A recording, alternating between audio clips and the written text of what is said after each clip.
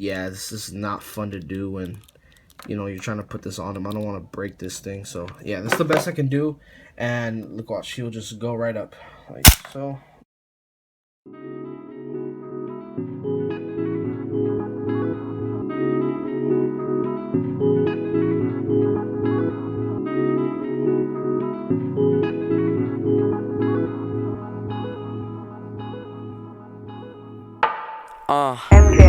Late nights in the city, just me and the team. We've been on the grind like 24/7, just kids with a dream. Late nights in the city, might have been drinking too much.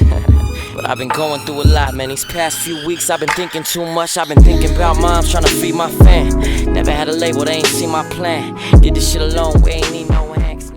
Hey you guys, what's up? Danny is back again doing another video on the Spider-Man 1 Super Poseable Spider-Man. And to start off, guys, picked this figure up a while ago. I really felt like this guy needed a redo because, you know, back then my reviews were pretty bad. I don't like them when I look back at them. They're kind of cringeworthy. So, I mean, yes, I unopened this guy a while ago. I got him like 2 or 3 years ago off of eBay. This guy, I got him for like, I want to say like 25 bucks I got him for, which was a pretty good deal, and he was sealed and everything, but as you can see right now, he's not. I just wanted to, you know, show you guys how he looks like in the packaging. But yeah, this has to be one of the very first Spider-Man figures I ever picked up when I was a little kid, right when the movie came out. The packaging is freaking awesome. I love it. Of course, it's made by Toy Biz.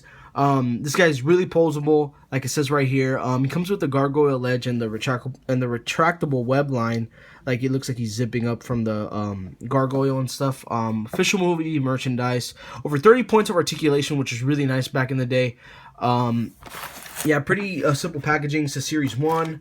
Really nice packaging, man. It was really simplistic, and it was just overall awesome. As you could see on the top, I want to show you guys. You guys could see the you know, the what's it called, the reflection of Goblin's eyes. Sorry, I couldn't speak right there, but yeah, the reflection on the eyes looks really cool. Overall, right here, it says Spider-Man. Like I said, overall, this is really nice packaging. Like I said, it's already opened, but I just wanted to show you guys how he looks like in the packaging. But yeah, right here it says how to use the gargoyle base. You know, you could attach it to his arm. You push the button so you can go up. You could also hang it on the wall with the little thumb, with the little thumbnail thingy right there. Any type of nail you could use, as long as it's like, you know, it's intruding out, it could work. You know, so it could also be there's a little latch thingy where you could put it next to a table. The other figures of the set: Norman Osborn, Super Poseable Green Goblin, J. Jonah Jameson, and Battle Ravaged Spider-Man. This one is really highly detailed. It's just the last part when him and Goblin faced at the end, which is pretty cool. That figure's pretty cheap right now, I think. I don't think it goes for that much, but the one that's really expensive is the Super Poseable Goblin. It's like around like 50 bucks or like 40. I don't know if he went down in price or up. I'm not sure, but yeah, he's pretty expensive. Let me read up the bio for you guys real quick. Only one superhero has lightning speed, rapid reflexes, heightened senses, the acrobatic ability to walk up walls and leap with abandon. And last but not least, a knack for spinning webs. He's strong, he's agile, he's Spider-Man, and he's ready to take on evil in any form. Alright guys, that's pretty much the whole packaging. So yeah, I'm going to open them up, and I'll catch you guys in a little. Alright, you guys, open them up, and just absolutely an amazing figure. He's totally badass. As you can see, he can get him in some really nice poses. Overall, he's just really awesome. Loads of articulation, really good. During the time when this figure came out, it was really good. And yeah, we've seen this body mold before from a Spider-Man Classics figure. Of course, it's just a redone body mold and stuff. But of course, the sculpting wise and the paint is all different. But yeah, I'll show you guys an example of what, you know, this guy's body is from. I'll show you guys later on in the side-by-side comparison. But for right now, let's take a closer look at the accessories, and then we'll take a closer look at this figure. Alright, you guys, here's Spider-Man's first accessory, and it is the gargoyle base, which is really nice. Like I said in the back of the packaging, you could, it's really loud, but you could unzip all of this. Oh, let me do this real quick. Sorry if it's too loud. As you guys can see, it's a long, little rope thingy, and you could use this thing to clamp on to his wrist. But I wouldn't recommend doing it because it's really, really tough for him to take it off. As you guys can see, it already wore out a little bit. The plastic, it kind of got stretched the first time I ever did it on him. As you could see the white part right there. So yeah, it was really tough to take it off, and I was scared I was gonna break the figure. So if you really want to, just at least do this, and then he'll rise up. So let me just try to give you guys an example. It's kind of a little gimmick, but yeah, this is not fun to do when you're trying to put this on him. I don't want to break this thing. So yeah, that's the best I can do. And look, watch, he'll just go right up like so. Well, you see, it didn't even work. But yeah, if you have this thing really clamped on there, then it will work. But you guys get the idea. But yeah, the bun's up here. But yeah, I mean, it goes for a really good display. As you guys can see, like little poses you can get on here with him. It could be better, but you could do something like this. I don't know. It's just, I'm not taking my time with it. I'm just messing around with it. But yeah, you could do something like this where he's up like this on the gargoyle base, like he does in the movies and stuff. Like I said, not the best pose, but you get the idea. You can mess around with that. Another thing you could do with this, like it's shown in the packaging, you could clamp this, and it goes on the side of a ledge or something. And yeah, this thing it's a C clamp, so this thing unwinds, and you just put it in the edge and you tighten it up so it could stay on the edge. Kind of a funny gimmick. I don't know. It was cool back then, but now it's like kind of whatever. I can see collectors doing something crazy with this gargoyle base, but yeah, I'm trying to take this thing off. It's kind of really stiff, so yeah, there you go. But yeah, those are the accessories, and yeah, that's pretty much it. Really nice detail on this. Pretty good.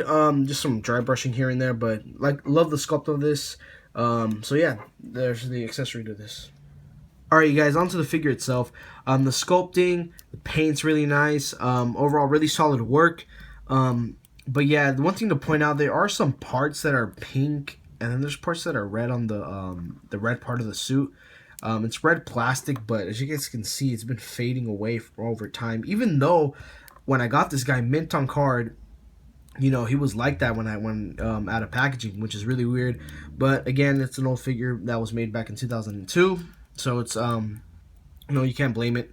It's an old figure, but it's looking really nice. Loving the sculpting on the pants, looks really good. The spider in the back is really nicely sculpted and painted.